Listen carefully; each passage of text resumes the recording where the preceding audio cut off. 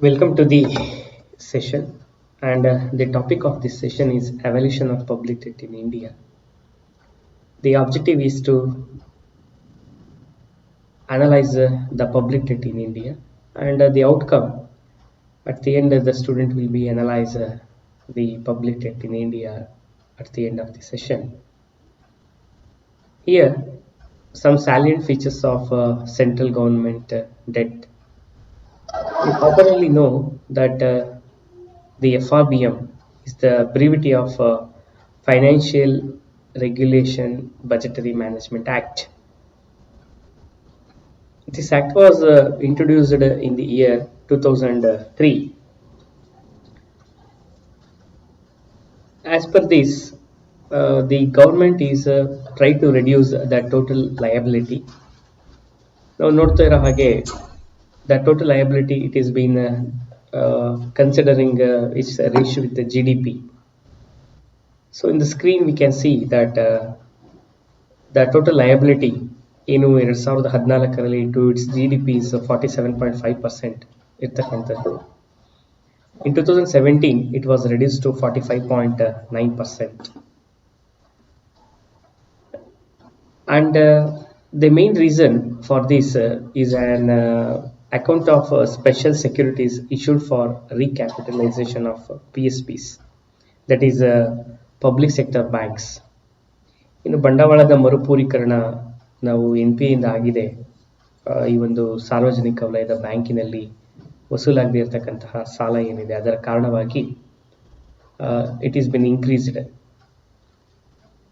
Next one, we say that the increase in general government debt, it is known as GGD, and its ratio to the GDP was 67.1% in the year 2013 and 14, and 68.2% in the year 2017 and 18.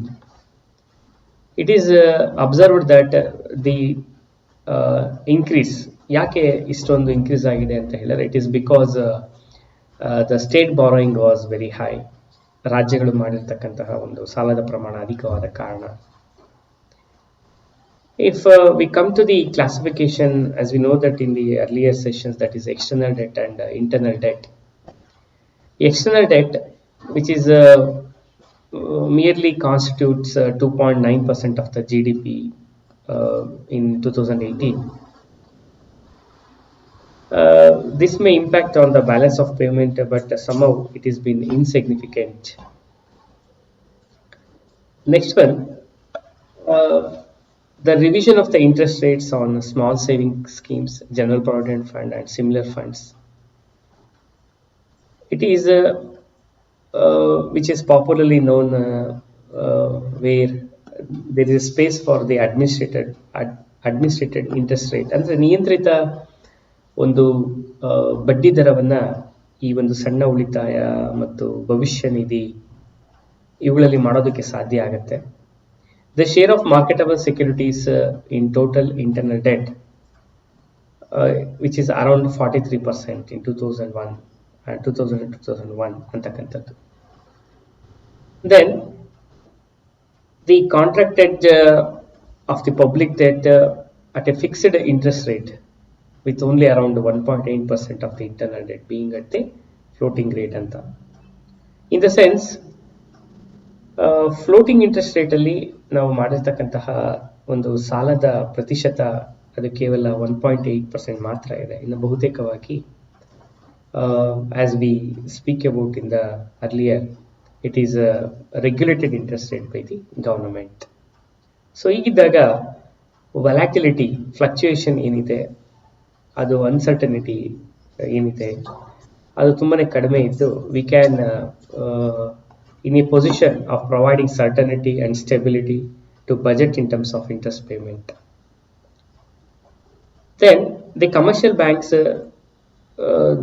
or the commercial bank role, which has been very prominent in providing in raising fund and providing help to the government in repay the debt.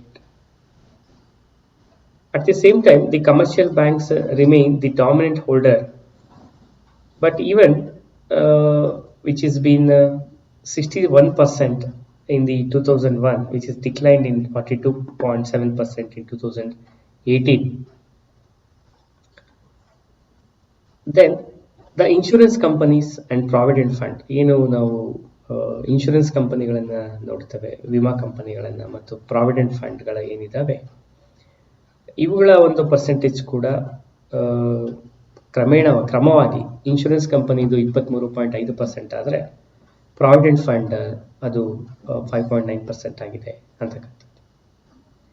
The one more aspect of looking the share of public debt to its revenue receipts,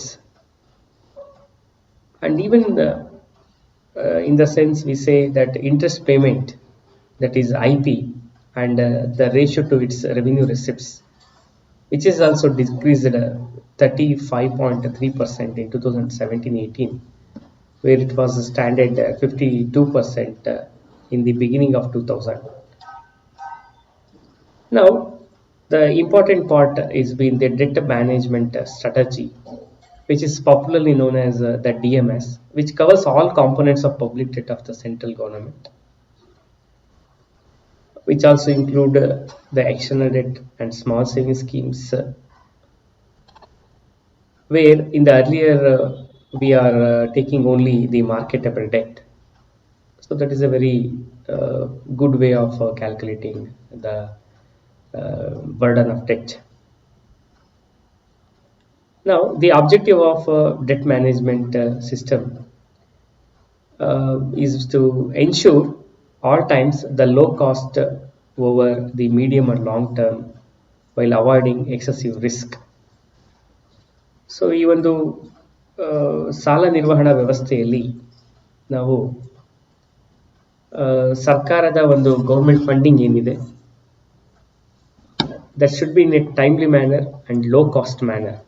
so ಆ ರೀತಿ ಆಗ್ತಕ್ಕಂಥದ್ದು ವೆಚ್ಚ ಮತ್ತು ಸಮಯದ ಪರಿಗಣನೆಯನ್ನು ಇಟ್ಟುಕೊಂಡು ಒಂದು ಮಧ್ಯಮಾವಧಿಯ ಟಾರ್ಗೆಟನ್ನು ಇಟ್ಟುಕೊಂಡು, ಅದರಲ್ಲಿ ಮಧ್ಯಮಾವಧಿ ಅಂತ ಹೇಳಿದರೆ 3 ವರ್ಷಗಳಿಗೆ ಸೀಮಿತಗೊಳಿಸಿಕೊಂಡು ಈ ಒಂದು ಪರಿಕಲ್ಪನೆಯನ್ನು ನಾವು ಜಾರಿಗೊಳಿಸ್ತಾ ಇದ್ದೇವೆ ಅಂತಕ್ಕಂಥದ್ದು.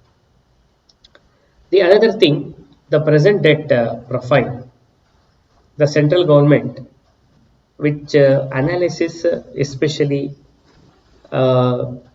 where it is been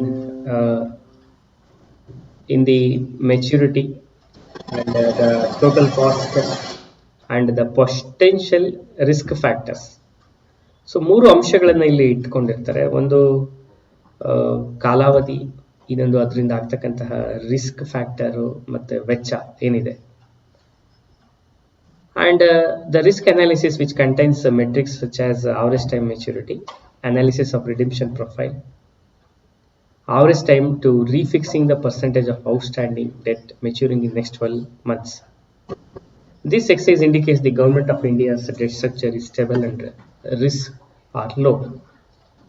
so ಈ ವಿಧಾನಗಳನ್ನು ನಾವು ಅಳವಡಿಸಿಕೊಂಡಾಗ ಏನನ್ನ ಪರಿಗಣಿಸಬಹುದು ಅಂತ ಹೇಳಿದ್ರೆ, ಗೌರ್ಮೆಂಟ್ ಆಫ್ ಇಂಡಿಯಾದ ಒಂದು ಡೆಟ್ ಸ್ಟ್ರಕ್ಚರ್, ಸಾಲದ ಸ್ಟ್ರಕ್ಚರ್ ಏನಿದೆ, ರಚನೆ ಏನಿದೆ, ತುಂಬ ಸ್ಟೆಬಲ್ ಆಗಿದೆ ಮತ್ತು ರಿಸ್ಕ್ ಕೂಡ ತುಂಬ ಕಡಿಮೆ ಇದೆ ಅಂತಕ್ಕಂಥದ್ದು ಕಂಡು ಬರುತ್ತೆ. That's how we say that in 3 broad pillars of debt management system, one is the low cost, the risk mitigation and the market development finally. This can be attained by the improved transparency by the way of detailed issuance of government securities and treasury bills.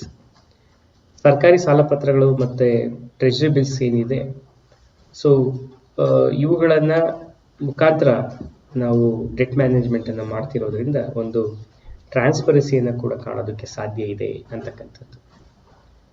So that's how today in this session we are concluding with this. Thank you.